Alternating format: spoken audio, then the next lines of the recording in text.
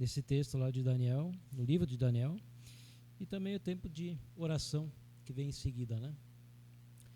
Eu não tenho mais nenhum aviso, então o Wallace disse assim que eu vou dirigir o culto hoje. Não, vai ser ele. Pode ficar à frente, o Wallace e a sua equipe.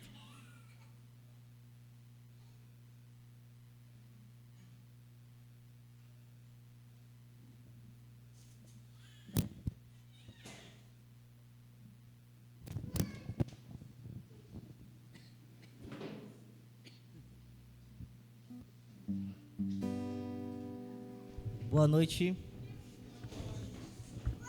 Vamos começar com uma oração. Nesse momento eu quero orar, pedir a orientação de Deus nesse momento. Eu posso dizer que hoje é o dia mais importante da semana, né?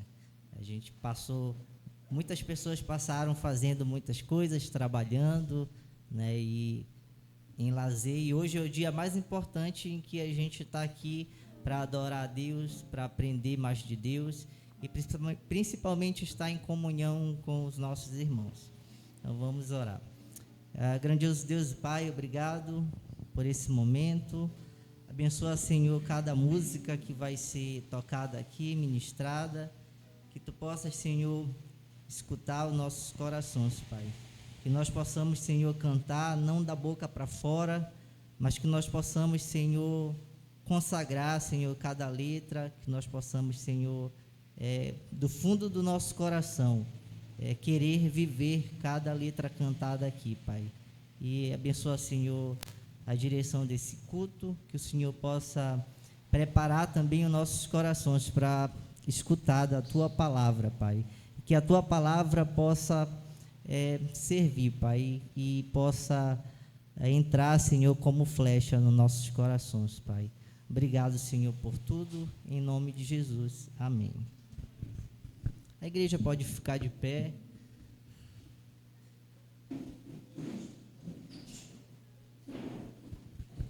Em Neemias capítulo 9, versículo 6, diz assim: Só Tu és Senhor, Tu fizestes o céu além dos céus e todas as estrelas. Fizestes a terra e os mares e tudo o que existe neles. E Tu os preserva a todos com vida, e o exército dos céus Te adora. Então, esse é o Deus que nós adoramos, o Deus que fez os céus, que fez a terra e que cuida de todas as coisas e que provê todas as coisas. Neste momento a gente vai cantar essa música, a primeira música que diz: O Deus que adoramos.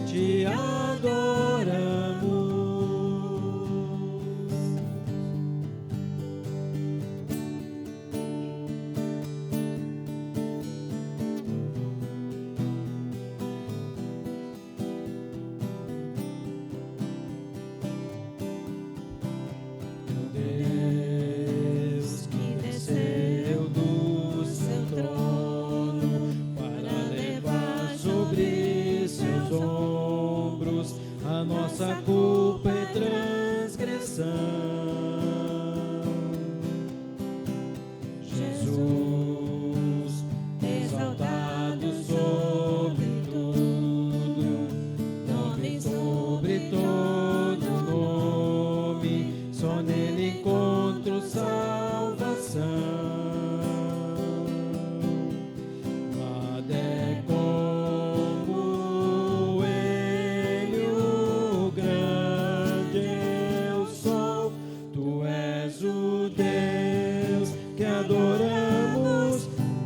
Poderoso e soberano, grande em misericórdia e poder para salvar. Tu és o Deus que adoramos, que derrotou a morte e o pecado, glorioso Redentor e Rei.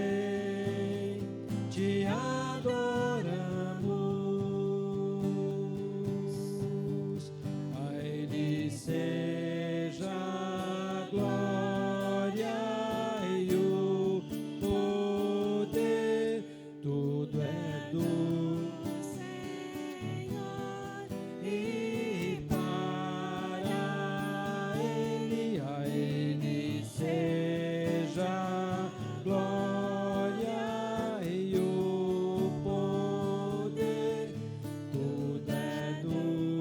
Senhor, e para Ele, Tu és o Deus que adoramos, todo poderoso e soberano, grande em misericórdia e poder para salvar.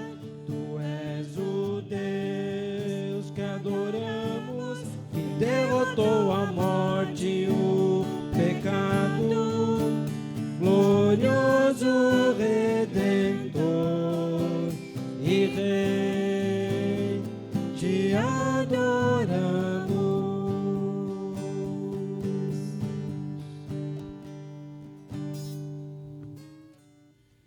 Em Números capítulo 23, versículo 19, diz que Deus, Ele não é um homem para mentir e nem um ser humano para mudar de ideia, né? E essa semana esse versículo falou muito comigo, né? Pensando em algumas dificuldades que nós temos passado, né? Como a família, e assim, cada um tem as suas dificuldades, cada um passa por momentos de tribulação nessa vida, e eu cheguei a uma conclusão de que as tribulações que nós passamos, elas são às vezes muito boas, né, para nos aperfeiçoar como cristãos, para nos fazer amadurecer, né? Às vezes é muito fácil a gente olhar para uma dificuldade, olhar para uma tribulação e apenas reclamar, ver as coisas ruins que estão acontecendo, mas Deus, Ele quer usar essas dificuldades para nos capacitar, para nos fazer crescer na vida espiritual, e eu agradeço a Deus porque é dessa maneira que Ele tem usado as tribulações e as dificuldades na nossa vida, né? E a gente precisa entender que Deus, Ele é um Deus de promessa. Deus é um Deus que não é homem para mentir, né? E quando a gente está nesses momentos de dificuldade, a gente esquece, às vezes esquece disso, né? Então agora a gente vai cantar essa música, Deus de Promessas, que você possa cantar realmente com o seu coração, tá? E cantar e principalmente praticar essa palavra na sua vida.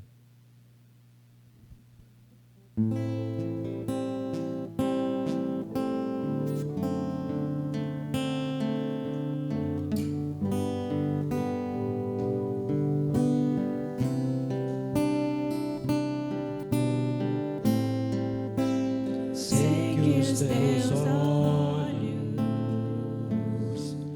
sempre atentos permanecem em mim.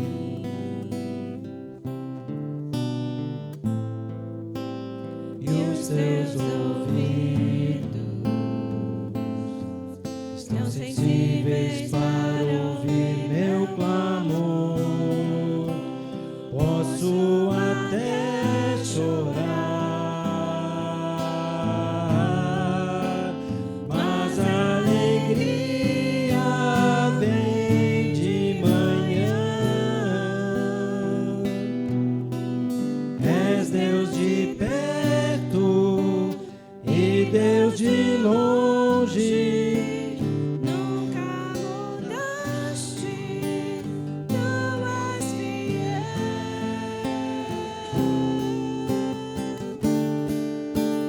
Deus de aliança, Deus de promessas, Deus que não é homem pra mentir.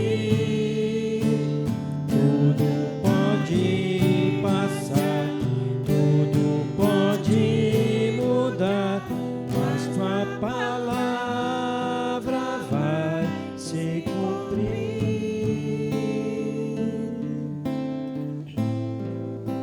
Sei que os teus olhos, sempre atentos, permanecem em mim.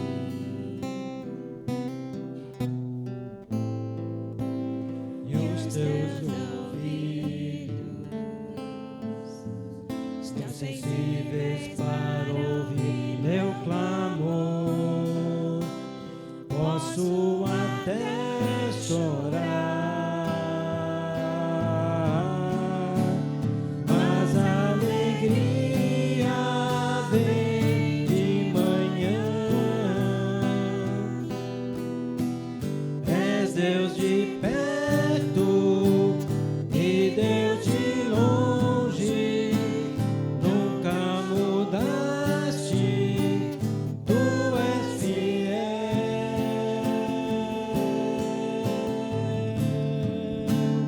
Deus de aliança, Deus de promessas, Deus que não é homem pra mentir. Tudo pode passar, tudo pode mudar, mas tua palavra vai se cumprir. Posso enfrentar o que for, eu sei quem luta por mim. Seus planos não podem ser frustrados.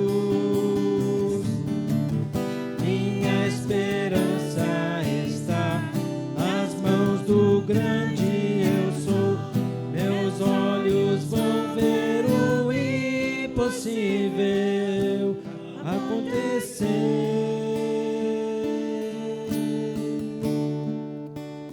Deus de aliança, Deus de promessas, Deus que não é homem pra mentir. Tudo pode passar, tudo pode mudar, mas tua palavra vai se cumprir.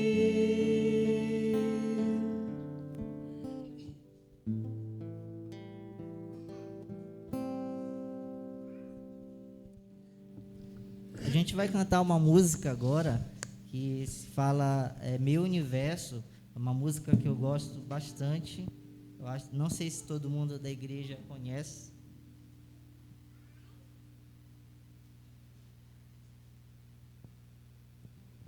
Mas eu queria parar um pouco para refletir em Mateus capítulo 6, versículo 21, que diz assim: porque onde estiver o seu tesouro, aí estará também o seu coração, né? E a pergunta que eu faço para a igreja nesse momento é: aonde está o teu coração, né?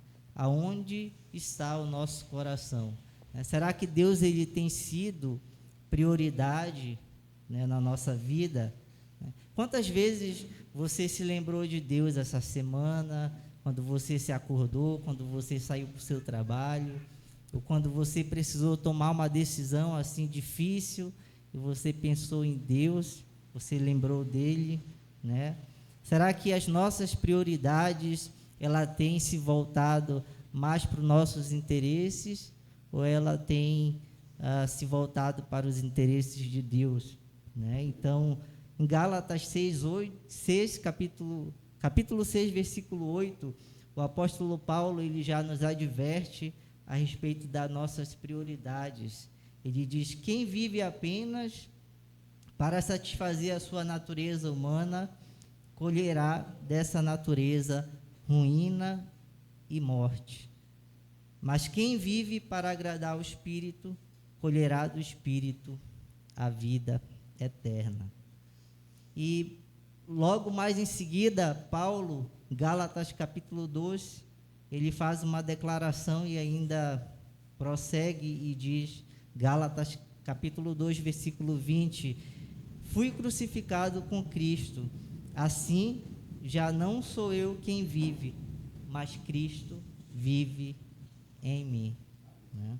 E dizer que já não sou mais eu quem vivo, mas Cristo vive em mim, traz assim grandes implicações na nossa vida, né?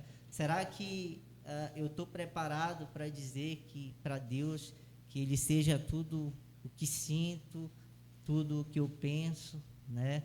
Quando o que eu sinto é raiva do meu irmão, quando o que eu sinto é inveja, né? Quando o que eu penso são coisas ruins, né? Então, Paulo ele chega nessa conclusão e diz que Deus seja Cristo que vive nele e não ele mais quem vive. Então, que nós possamos pensar nisso, né? Aonde tem ficado as nossas prioridades? E quando ele diz aqui em Mateus, onde estiver o seu tesouro, aí estará o seu coração, né? E tesouro aqui pode ser a sua família, né? Pode ser o seu carro, pode ser o seu emprego, pode ser a sua esposa, né? Pode ser cada coisa que você coloca como prioridade acima de Deus. Então, onde está o teu tesouro, aí estará o teu coração. E que nós possamos pensar nisso. Essa música ela é muito forte, ela tem uma letra assim muito bonita, e que a gente possa meditar nessa letra e praticar realmente na nossa vida. Vamos lá cantar, vou tentar ensinar para a igreja.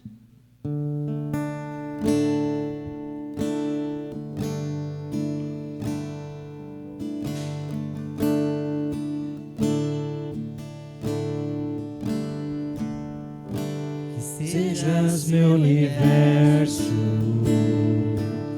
não quero dar-te só um pouco do meu tempo, não quero dar-te um dia apenas da semana. Que sejas meu universo, não quero dar-te as palavras como gotas, quero que saia um dilúvio de bênçãos da minha boca. Que sejas meu universo, que sejas tudo o que sinto e o que penso. Que de manhã seja o primeiro pensamento e a luz em minha janela. Que sejas meu universo,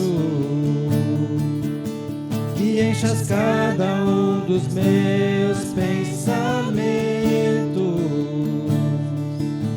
Que a tua presença e teu poder sejam um alimento. Jesus, este é o meu desejo, que sejas meu universo. Não quero dar-te só uma parte dos meus anos. Te quero dono do meu tempo e dos meus planos. Que sejas meu universo. Não quero a minha vontade, quero agradar-te. E cada sonho que há em mim, quero entregar-te. Que sejas meu universo, que sejas tudo o que sinto e o que penso. Que de manhã seja o primeiro pensamento e a luz em minha janela. Que sejas meu universo, que enchas cada um dos meus pensamentos. Jesus, presença e o poder seja o alimento. Jesus, este é o meu desejo, que sejas meu universo. Que sejas meu universo. Que sejas meu universo. Amém.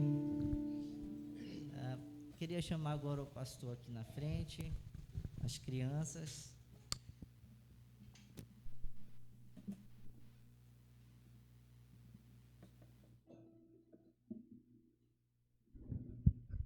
Amado, só antes do pastor, eu queria só fazer algo que eu havia não lembrado hoje. E justamente hoje é um domingo em que na semana que passou tivemos uma penca de aniversários, né? Começando pelo domingo passado. E os irmãos que estão perto lá da lista me ajudam, que eu vou esquecer alguém, com toda certeza, viu, Guilherme? Dá uma olhadinha na lista se não esquecer ninguém de aniversário. Começamos o domingo com a Márcia Cassi, né? Depois, no dia 13, tivemos o nosso aniversário de casamento, meio da Márcia. Depois tivemos o aniversário da Rose, foi dia 15. Tem mais alguém, não? A Isabel, dia 16 também, mas faz parte, né? E a Regina, ontem, dia 17. Faltou alguém, não? Acho que não, né? Nessa semana, acho que não, né? Então, como eu estou envolvido, e o pastor também está envolvido, eu vou pedir para o Wallace orar pelos aniversariantes, que eu acho que não está envolvido dessa vez. Vamos orar. Senhor Deus e Pai, obrigado por essa noite que Tu estás nos proporcionando. Obrigado, Senhor, por cada pessoa aqui, cada membro, Pai, que fez aniversário esse mês. Que Tu possas, Senhor, com Tua preciosa graça, abençoar. Que Tu possas, Senhor, ajudar, Senhor, naquilo que for preciso. Que essas pessoas possam estar crescendo, Senhor, na Tua graça, na Tua sabedoria. Que Tu possas, Senhor, multiplicar os anos de vida dessas pessoas, dando muita saúde, muita paz e muita, Senhor, comunhão contigo, Pai. Obrigado, Senhor, por essas pessoas. E nesse momento nós te pedimos uma bênção especial sobre a nossa pregação, a pregação que o pastor vai trazer. Que possa, Senhor, falar, Senhor, o nosso coração, depois dessas músicas cantadas, que Tu possas, Senhor, preparar para que nós possamos receber, Senhor, a Tua palavra. Abençoa também as crianças que vão ter o momento delas e a professora também, que Tu possas também estar abençoando elas, que possam aprender mais de Ti, Pai. Obrigado por tudo, em nome de Jesus. Amém.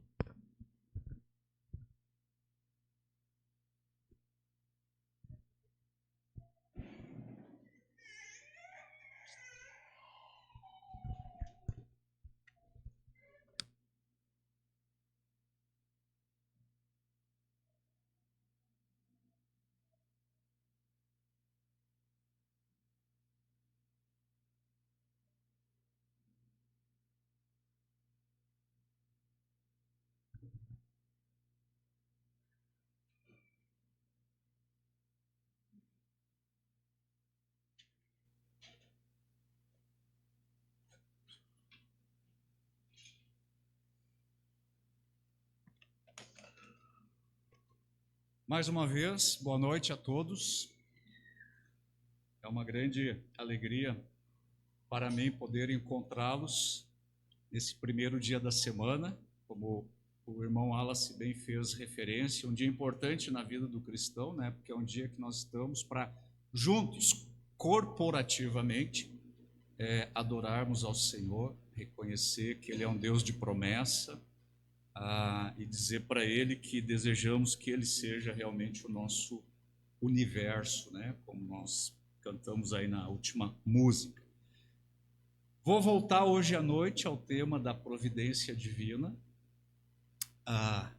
Nós estamos aí trabalhando já há alguns meses neste tema. Eu estou estacionado exatamente no bloco do meio. São 3 blocos, essa série de sermões.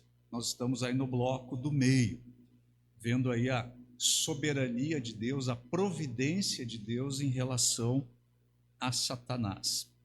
Eu tenho ainda mais uns 3 ou 4 sermões deste bloco, então nós vamos passar para o último bloco e possivelmente vamos terminar isso aí no segundo semestre. Mas eu queria dizer para vocês que eu vibro cada vez que eu prego a respeito deste assunto da providência de Deus.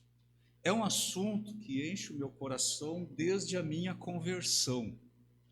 Desde que recebi Jesus no meu coração, já há mais de 40 anos atrás, desde lá este assunto é um assunto que palpita no meu coração e me traz grande conforto, grande consolo, uma segurança tremenda, ter a consciência que o meu Deus, o nosso Deus, Ele reina absoluto. Ele controla todas as coisas. E Ele controla todas as pessoas. E Ele controla também o diabo. Então, minha intenção, já começamos isso no ano passado, né, quando nós tivemos aqui aquela catástrofe das inundações, e então reconheci também a soberania de Deus naquilo, mas o meu desejo é que esses sermões, eles possam encorajar você também na sua fé, na sua caminhada com o Senhor, sabendo que você não está sozinho, que não é você que em última instância resolve, decide, faz o negócio acontecer. Tudo está nas mãos de Deus. Ele tem uma vontade soberana. Ele tem poder para fazer tudo o que Ele quer fazer, e Ele tem uma vontade soberana, cujo poder dele faz com que a sua vontade seja cumprida. E nós estamos então vendo, ao longo aí dos últimos meses, algumas esferas da atuação de Satanás. São áreas em que o diabo ele tem um forte domínio, ele tem uma forte influência, são áreas onde existe a governança do diabo no reino dos homens, mas eu tenho sempre dito, dentro deste bloco, mesmo nestas áreas, o diabo, ele está sujeito a Deus. Ele não tem a palavra final. Não é ele quem decide, é Deus quem decide. Então nós já falamos aqui dentro deste bloco da providência divina, sobre a autoridade delegada de Satanás, aquela autoridade que ele delega aos seus demônios. Nós já falamos da providência divina sobre os demônios e os espíritos malignos. Já falamos da providência divina sobre Satanás na mão de perseguição, na perseguição que ele faz contra os crentes. Já falamos da providência divina sobre o poder de Satanás para tirar a vida. E hoje nós vamos ver a próxima esfera de atuação de Satanás. Nós vamos falar um pouquinho hoje sobre a providência divina, sobre a mão de Satanás nos desastres naturais. E agora, quando eu estou falando em desastres naturais, eu estou pensando em inundações, eu estou pensando em furacões, eu estou pensando em tsunamis, eu estou pensando em tornados, terremotos, calor sufocante, frio congelante, estiagens prolongadas, fomes, pestes, pandemias, colisões de meteoros, etc, etc, etc. Todas essas forças da natureza, elas são mortais. E o poder de destruição destes agentes da natureza é algo indescritível, imensurável. Os danos que podem ser provocados pela natureza, eles podem ser irreversíveis e incalculáveis. Nós gaúchos, assistimos boquiabertos aí às inundações do ano passado, que atingiram aqui o nosso estado, e honestamente era difícil crer e acompanhar o extravasamento aí das águas para além dos seus limites. Nada segurou ou conteve aí a força das águas. E não é difícil imaginar e perceber que essas forças mortais, elas podem estar nas mãos do Deus deste mundo. É assim que Paulo se refere ao diabo, lá em 2 Coríntios, capítulo 4, versículo 4. Pode abrir sua Bíblia lá, 2 Coríntios 4, versículo 4. Olha só, Paulo diz aí o quê? O Deus deste mundo. A que ele está se referindo? Se você olhar o contexto, você vai perceber, ele está se referindo ao diabo. Então ele diz aí, o Deus deste mundo cegou a mente dos que não creem, para que não consigam ver a luz das boas novas, não entendendo esta mensagem a respeito da glória de Cristo, que é a imagem de Deus. Então tem aí esse que Paulo se refere aqui nessa passagem como o Deus deste mundo. Sobre os desastres naturais, nós precisamos novamente lembrar do capítulo 1 do livro de Jó. E agora eu peço que você vá para lá novamente. Jó, capítulo 1, versículo 11. Você tem percebido que ao longo dessa série de pregações, muitas vezes eu volto ao livro de Jó, que ele é absolutamente essencial quando nós pensamos na doutrina da providência divina. Jó capítulo 1, versículo 11, nós lemos o seguinte: estende tua mão e toma tudo que ele tem, e certamente ele te amaldiçoará na tua face. Isso aqui é Satanás diante de Deus, acusando Jó de ser piedoso, porque isso era lucrativo para ele, então era uma piedade lucrativa. Satanás estava acusando Jó a esse respeito, e ele então propõe isso para Deus: estende a tua mão, toma tudo que ele tem, e certamente ele vai te amaldiçoar na tua cara. Qual foi a resposta de Deus? Versículo 12. Agora repare bem, versículo 12. Deus responde a Satanás: pois bem, você pode prová-lo, disse o Senhor, faça o que quiser com tudo que ele possui, mas não lhe cause nenhum dano físico. Então Satanás saiu da presença do Senhor. Já pensou isso aí? Você pode prová-lo. E não somente isso.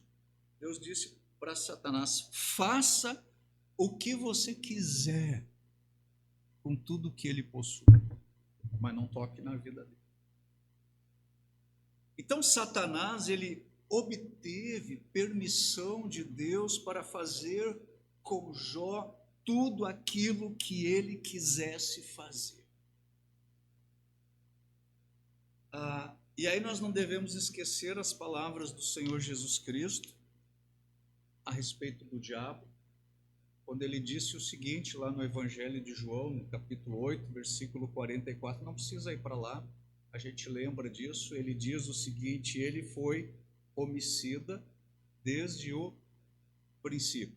Jesus Cristo disse isso sobre o diabo. Ele foi assassino desde o princípio. Então, Satanás, ao receber permissão de Deus para fazer tudo aquilo que ele quisesse fazer com Jó, ele deu origem a duas atrocidades humanas e a dois desastres naturais.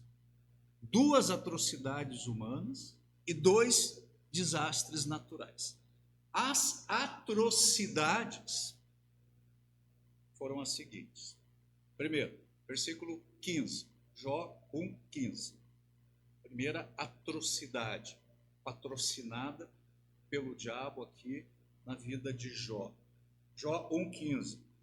Quando os sabeus nos atacaram, roubaram todos os animais e mataram todos os empregados, só eu escapei para lhe contar.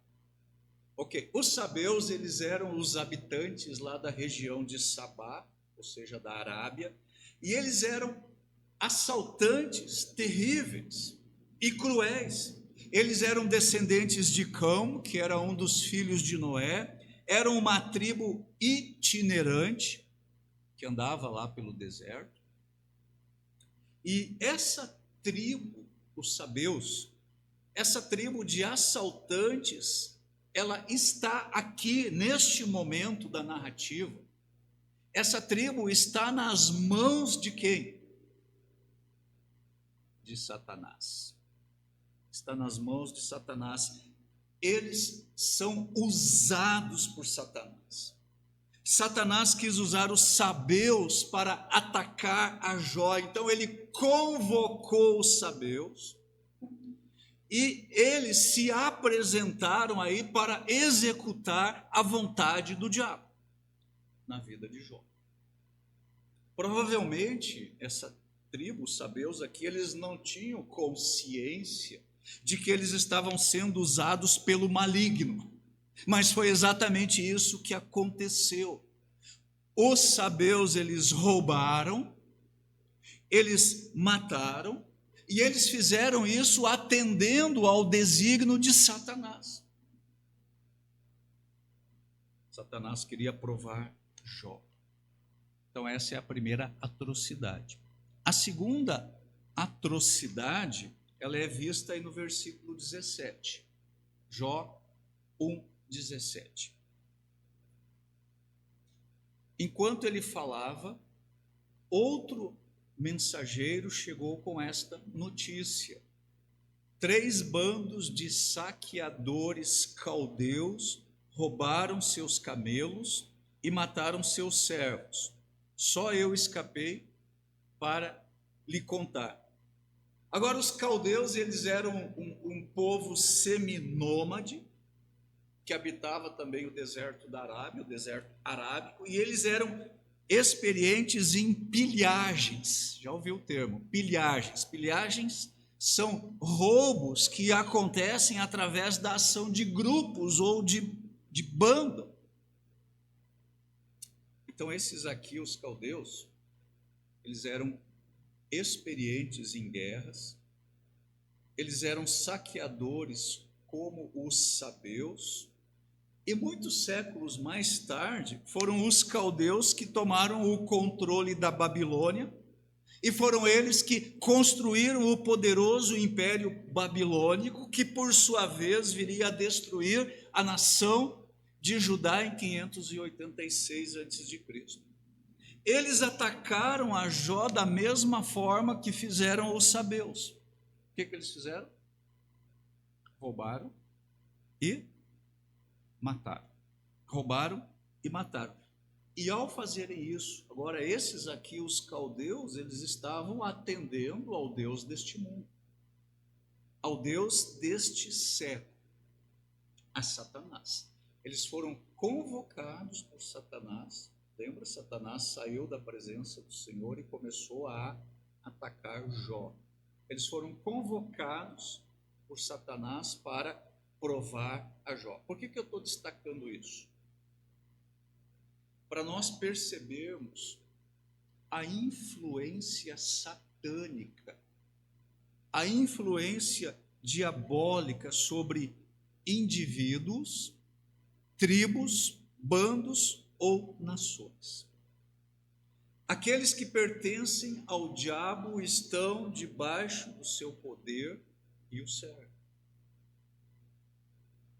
Então as duas atrocidades vieram dos sabeus e dos caldeus. Qual o objetivo? Provar Jó. O que eles fizeram? Roubaram e mataram. O primeiro dos dois desastres naturais é relatado a Jó aí no versículo 16. Versículo 16. Quando ele falava, outro mensageiro chegou com esta notícia: fogo de Deus caiu do céu e queimou suas ovelhas e todos os seus pastores. Só eu escapei para lhe contar. Agora essa expressão aí, fogo de Deus, provavelmente indica que foi um raio que caiu do céu. Alguns especialistas acreditam aqui que se trata de uma atividade vulcânica. Então a erupção vulcânica, se tiver sido isso, teria sido de tão grande magnitude que queimou tudo. Ou então um raio com uma descarga elétrica tão forte que teria provocado um incêndio aí de proporções incontroláveis. Qual foi o resultado desse fogo que caiu do céu?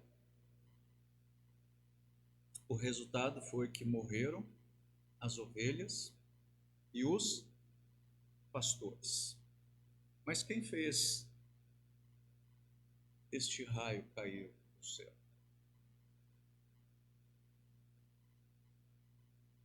Foi Satanás. Foi Satanás, foi ele que provocou esse desastre. Ele tinha poder para fazer isso e ele usou forças da natureza para atingir Jó. Lembrando novamente, ele recebeu permissão para fazer com Jó tudo o que ele quisesse fazer. Ele teve permissão do trono de Deus, da sala de situação do trono. Você pode fazer tudo o que você quiser. Você não pode tirar a vida dele. Então ele usou um raio ou uma atividade vulcânica, que são fenômenos naturais, contra Jó.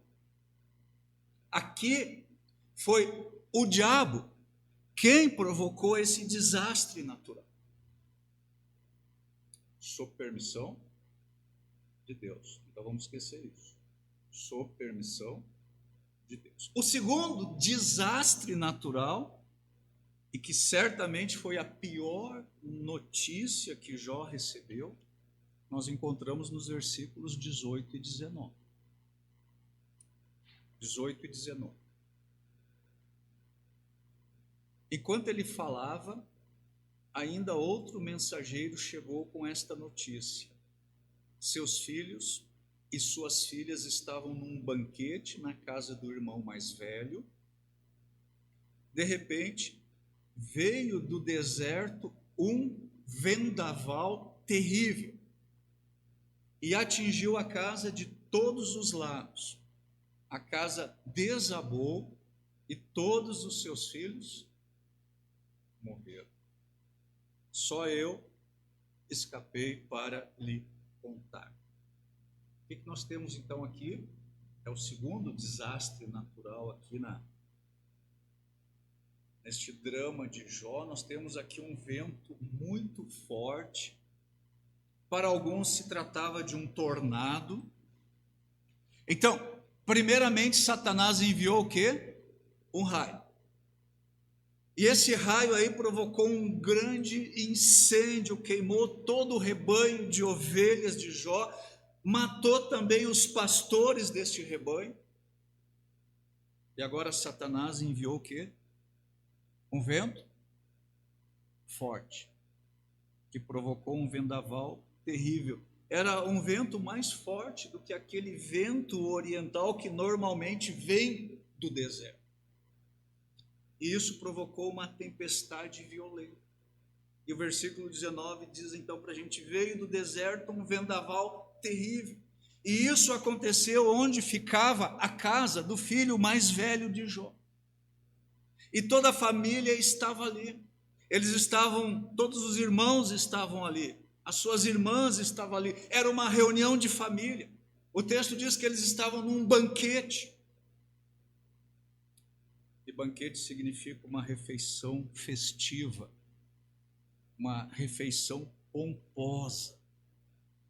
E aquele vendaval terrível, ele foi enviado por Satanás. E ele atingiu a casa de todos os lados. E a casa desabou. E qual foi o resultado? Todos os filhos morreram. Você consegue visualizar aqui na narrativa que os problemas de Jó, eles vieram de várias direções? Na verdade, de todas as direções. Do sul vieram os sabeus. Do céu veio o fogo. Do norte vieram os caldeus e do leste veio esse vento aí muito forte. As tragédias aqui na vida de Jó são sucessivas, elas são rápidas. A gente fica aí quase sem fôlego, lendo o desenrolar aqui da narrativa. E Jó, ele vai expressar o seguinte lá no capítulo 9, no versículo 18, olha o que ele diz. Ele diz o seguinte: não permite que eu recupere o fôlego, mas enche a minha vida de amargura. E é esta a sensação que nós temos apenas lendo a narrativa. Jó não sabe que Deus permitira Satanás esmagá-lo. Ele não sabe disso. Ele não sabe daquela conferência que aconteceu entre Satanás e Deus. Ele não sabe que Deus deu autorização para Satanás para que ele fizesse tudo o que ele quisesse fazer.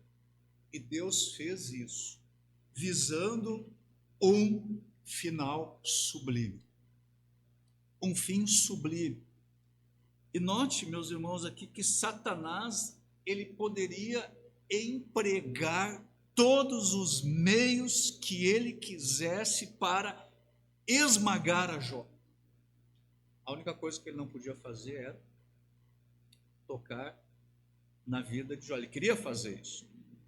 Com as doenças que ele, na sequência, produziu na vida de Jó, ficou cheio de tumores, desde a cabeça até os pés. Ele queria matar Jó, mas ele não podia. Ele não tinha autorização. Jó quis morrer, mas ele não podia matar Jó, não podia tirar-lhe a vida. E foi isso que aconteceu. Ele não pôde tirar a vida de Jó. Satanás usou todos os expedientes possíveis, inclusive desastres naturais, como raios, tornados, para o seu objetivo maligno. Ele recebeu autoridade para afligir Jó.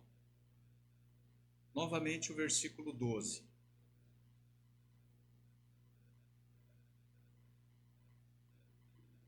Pois bem, você pode provar, disse o Senhor. Faça o que quiser com tudo o que ele possui, mas não lhe cause nenhum dano físico, não lhe tire a vida. Então Satanás saiu da presença do Senhor. Já pensou se Satanás se apresenta diante de Deus para acusar a mim e a você? E Deus, Ele está convencido da nossa fidelidade. Pode prová-lo. Ele não vai me amaldiçoar na face. Já pensou isso? A gente precisa refletir sobre isso. Como que é a nossa vida? Se esse teste aqui envolvesse a minha pessoa e a sua pessoa, será que Deus permitiria?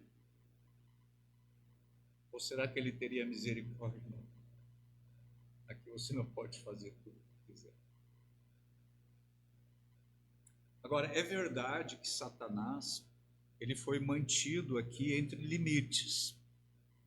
Mas observem que ele pôde praticar todo o mal entre os homens, aí conforme os versículos 15 e 17, usando os sabeus e os caldeus. Aí ele pôde praticar todo o mal na natureza, ou usando a natureza, conforme os versículos 16 e 19. Pensando naquele raio, ou pensando naquele tornado. Deus deu liberdade a Satanás para atacar a Jó. Deus disse: faça o que você quiser com ele. Tudo que ele tem está em teu poder. E o ataque de Satanás não foi brincadeira. Não foi brincadeira. Isso aqui em Jó não é uma ficção. O confronto aqui foi dramático. A história aqui é baseada em fatos reais. Lembra quando a gente olha um filme lá na Netflix? Tem alguns filmes que são baseados em fatos reais. Isso não é ficção. Isso aconteceu. Isso envolve fatos reais. Ok. Qual foi a reação de Jó quanto a esses ataques iniciais? Jó, ao reagir, não voltou o seu foco para Satanás. Ele identificou a causa da sua situação em Deus. Agora venha comigo para os versículos 20 a 22. 20 a 22. Jó 1, 20 a 22. Então Jó se levantou e rasgou seu manto, depois raspou a cabeça, prostrou-se com o rosto no chão em adoração e disse: saí nu do ventre de minha mãe e estarei nu quando partir. O Senhor me deu o que eu tinha e o Senhor o tomou. Louvado seja o nome do Senhor. Em tudo isso, Jó não pecou, nem culpou a Deus. Agora eu sei que você pode argumentar comigo o seguinte: Jó, ele errou nessa adoração aqui, porque ele não sabia que Deus tinha autorizado Satanás a atacar ele. Você pode objetar dessa forma, dizer que Jó chega ao final aqui deste ciclo de tragédias, louvando a Deus, adorando a Deus, que ele não sabia. Que, na verdade, tudo aquilo estava sendo patrocinado pelo diabo, com autorização de Deus, mas patrocinado pelo diabo. Jó não sabia que Deus tinha autorizado Satanás a atacar ele. Ok. eu posso considerar esse argumento. Vamos então fazer outra pergunta. E se ele soubesse disso? Que reação você esperaria dele? Se ele soubesse, ainda assim a adoração seria a Deus, porque era Deus e não Satanás quem estava no controle. A permissão era de quem? De Deus. Você acha que Deus pode fazer alguma coisa que é ruim, mal, na vida do seu povo, daqueles que são seus filhos, da sua aliança? Você pode não entender o que Deus está fazendo ou permitindo, mas você jamais, se você é um crente verdadeiro, você jamais vai atribuir a Deus culpa, porque você sabe que Ele é perfeito em todas as suas obras, em todas as suas ações, em todas as suas decisões e decretos. A permissão veio de Deus. Satanás não poderia atacar Jó. Satanás não poderia ter esmagado a Jó sem a permissão de Deus. Então, olhando desse ponto de vista, a resposta a todo este drama aqui deve ser buscada em Deus. O foco deve estar em Deus. Tudo aquilo que Deus autoriza ou permite faz parte da providência divina que é aconselhada pela sua sabedoria. Nesse caso, tudo é perfeito e tudo coopera para um propósito sublime. Então, era dessa forma que Jó deveria ter olhado a situação caso ele soubesse das tratativas anteriores que aconteceram entre Deus e Satanás. Ele não soube, o que ele fez? Adorou. Se ele soubesse o que ele faria, ele adoraria. Seria esta a reação esperada de alguém que é descrito como um homem, o quê? Lá no início, no primeiro versículo, como um homem íntegro e justo, temente a Deus. É o primeiro versículo do livro de Jó. Ele era alguém que temia a Deus, ele era alguém que se mantinha afastado do mal. Nós lemos a respeito do seu caráter no primeiro versículo do livro que leva o seu nome, Jó 1:1. Mas ainda para a gente não ficar em dúvida quanto a isso, bom, ele não sabia, adorou. Se ele soubesse, que reação você esperaria dele? Que ele adorasse. Mas para a gente não ficar em dúvida que Jó tenha errado nessa adoração, seja por ignorância, seja por ingenuidade, o autor sagrado acrescentou as seguintes palavras ainda aqui na narrativa, versículo 22. Jó 1:22. Em tudo isso, Jó não pecou, nem culpou a Deus. Ele estava perturbado? Sim, ele estava perturbado. Ele estava arrasado com as calamidades que esmagaram aí a sua casa, a sua família? Sim, ele está. Mas ele se volta para quem? Ele se volta para Deus, em uma adoração que é cheia de lamento. Jó era um homem íntegro, um homem correto. Ele temia a Deus, ele se afastava do mal, ele era um homem de fé, e com a sua fé ele conseguia enxergar a mão de Deus em operação, e era isso que dava tranquilidade ao seu coração, mesmo quando ele estava na presença da calamidade. Jó descobriu, como muitos crentes têm descoberto ao longo da história da humanidade, que existe pouco consolo verdade nenhuma. Não existe nenhum consolo se nós nos concentrarmos na liberdade de Satanás para nos destruir. Se nós focarmos nisso, não há nenhum consolo para nós. As atividades de Satanás, sejam na promoção do pecado, de todo tipo de maldade, de sofrimento, de perseguição, toda a liberdade que Satanás tem, ela não pode embaraçar e ela não pode embaçar a providência divina. O governo soberano e providencial de Deus não é afetado pela liberdade que Deus ainda concede a Satanás. As obras do diabo, elas cooperam para a sua própria destruição.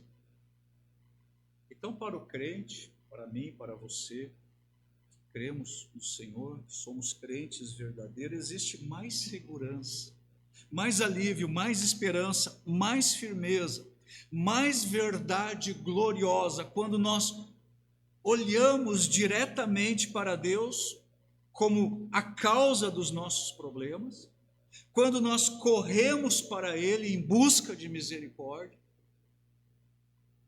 Um dos amigos de Jó, chamado Eliú, era o amigo mais jovem, né, daquele grupo de amigos.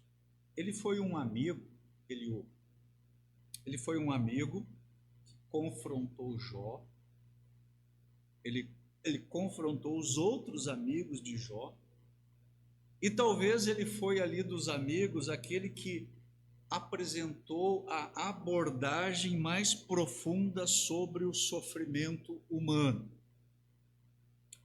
E Eliú ajudou Jó a perceber a misericórdia providencial em eventos que são aparentemente aleatórios. Vejam a fala de Eliú. Agora vamos lá para o capítulo 37.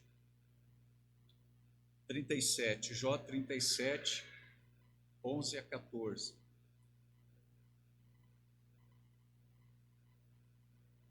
Então, Eliú falando com Jó. Ele era o mais jovem daqueles 4 amigos, o mais jovem.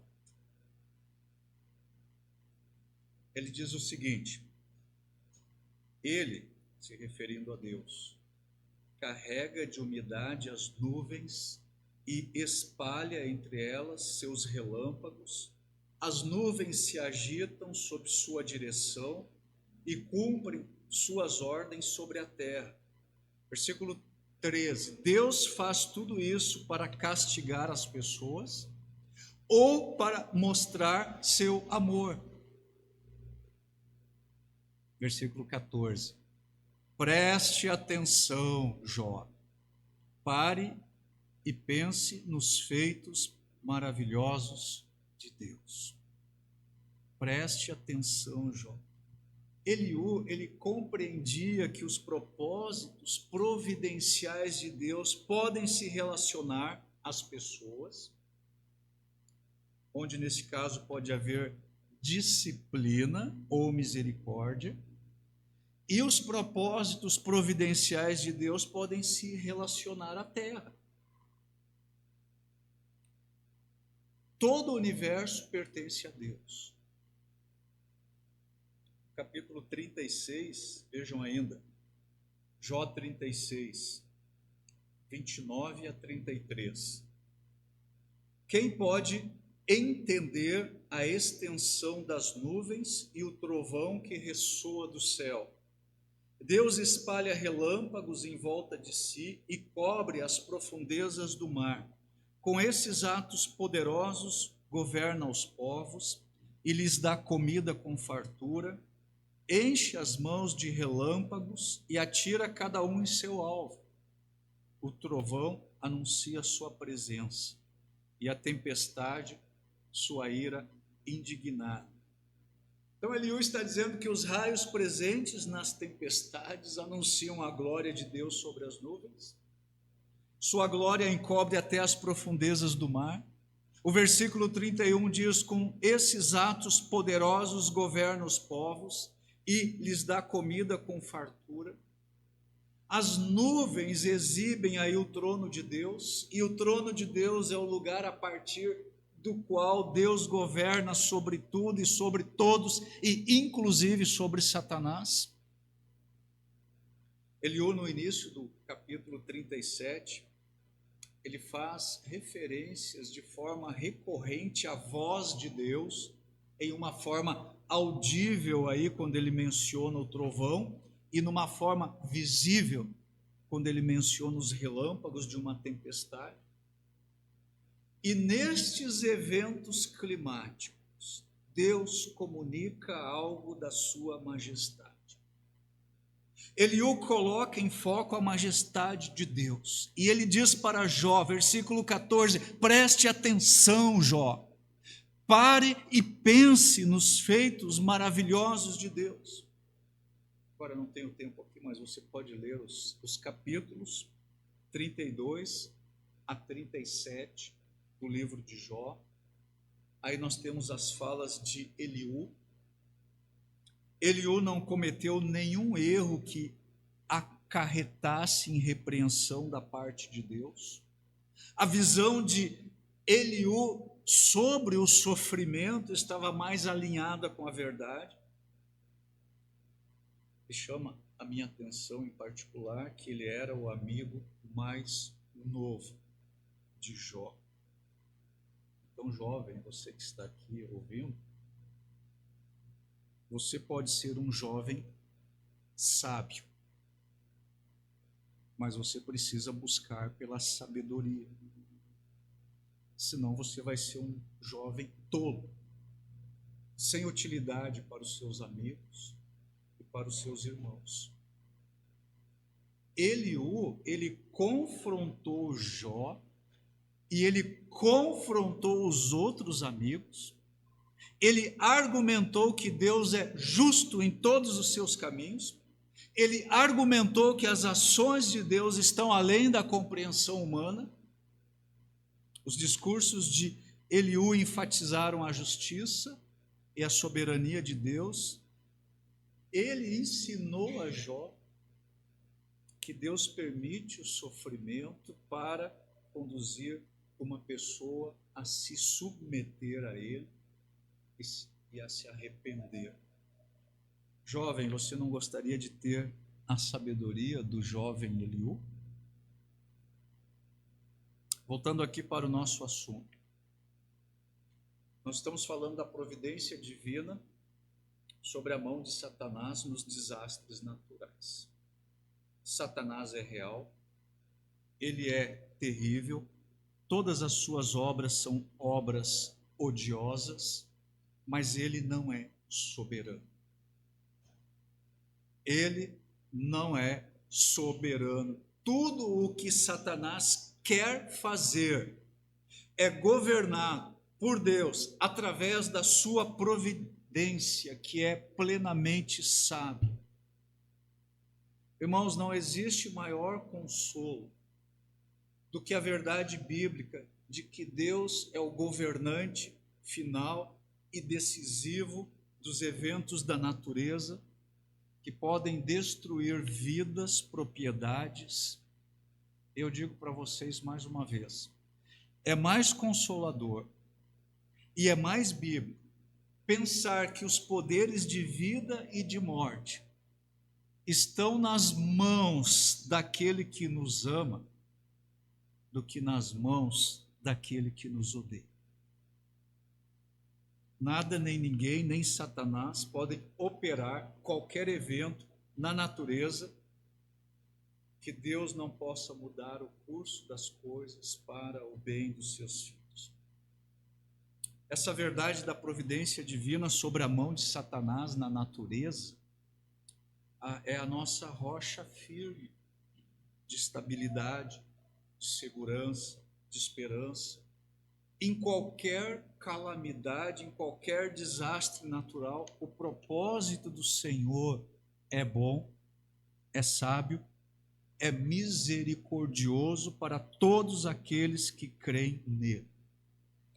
Isso me faz lembrar as palavras de Tiago lá no capítulo 5. Tiago, capítulo 5, versículo 11. Tiago 5, 11.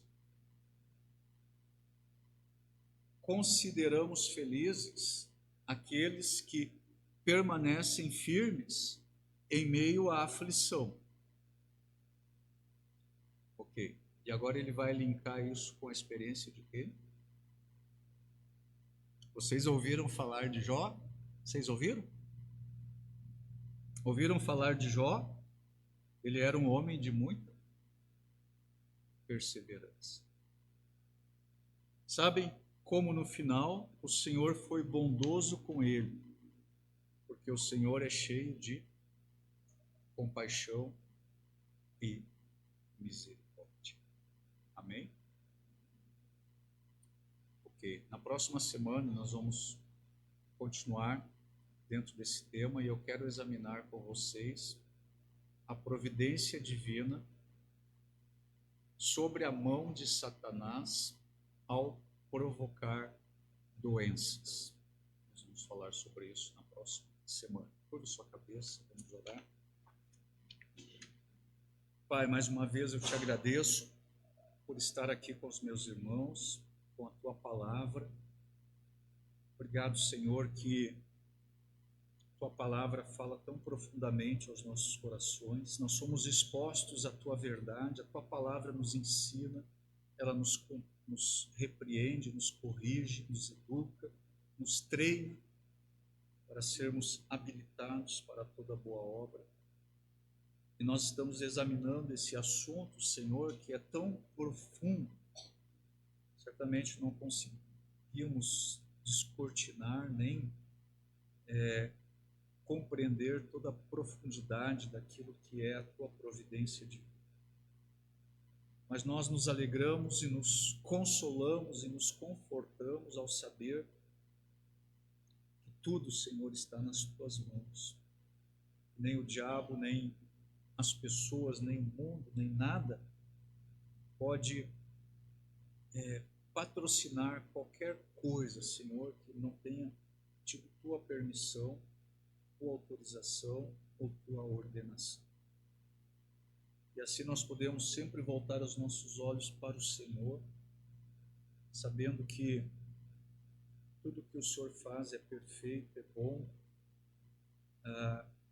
tem sabedoria divina nisso tudo, e tudo isso atende aos propósitos soberanos do Senhor.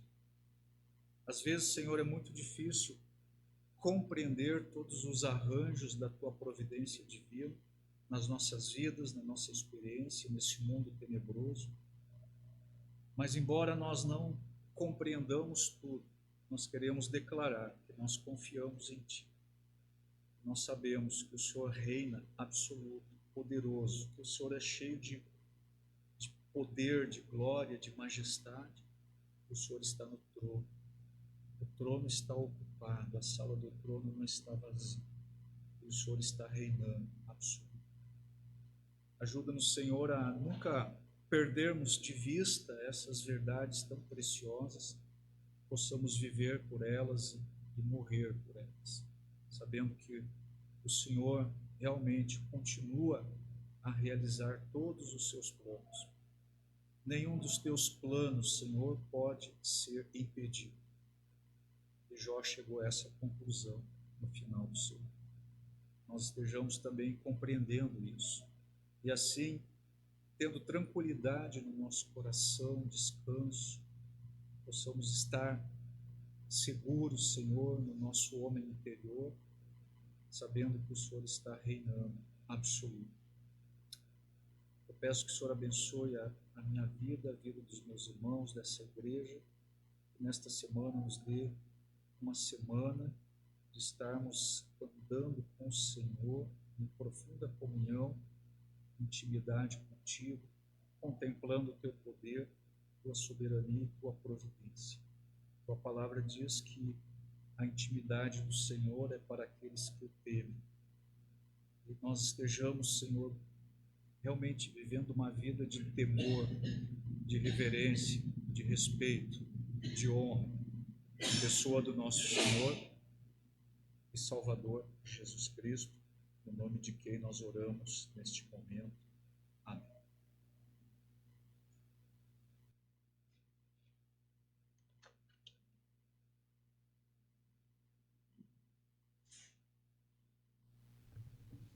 Obrigado, pastor, pela palavra. Que Deus abençoe a sua vida. A gente vai cantar a última música, Toma o Meu Coração.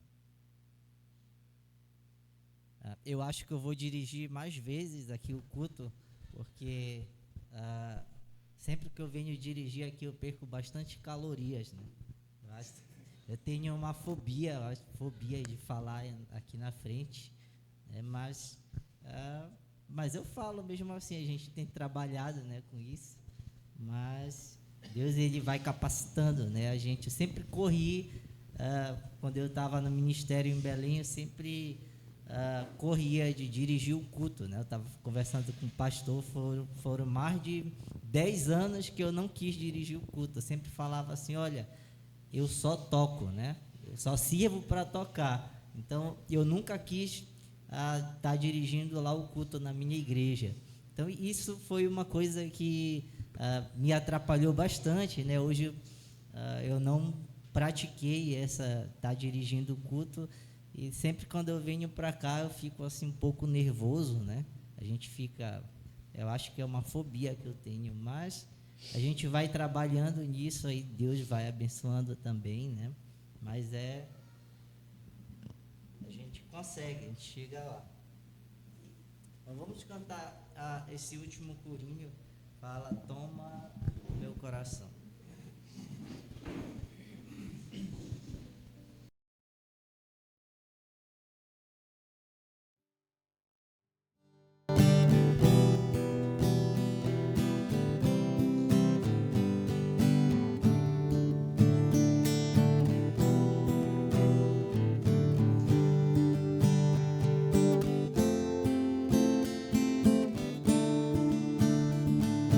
Este é meu desejo, Senhor, te honrar, com meu coração te adorar. Tudo que há em mim te dá louvor. Só te adoro, meu Senhor.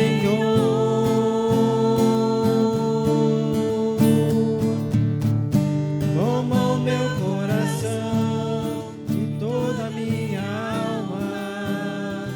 Eu vivo só pra ti, sempre que eu respirar, cada vez que eu acordar, faz o teu querer em mim.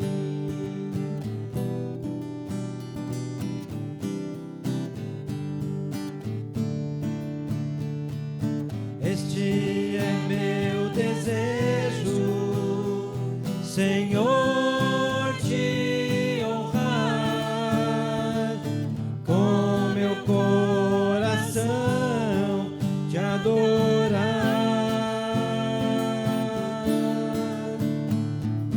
Tudo que há em mim te dá louvor.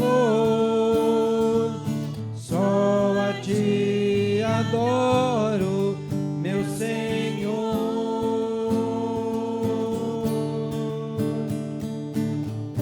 Toma o meu coração e toda a minha alma. Eu vivo só pra ti, sempre que eu respirar, cada vez que eu acordar, faz o teu querer em mim. Toma o meu coração e toda a minha alma.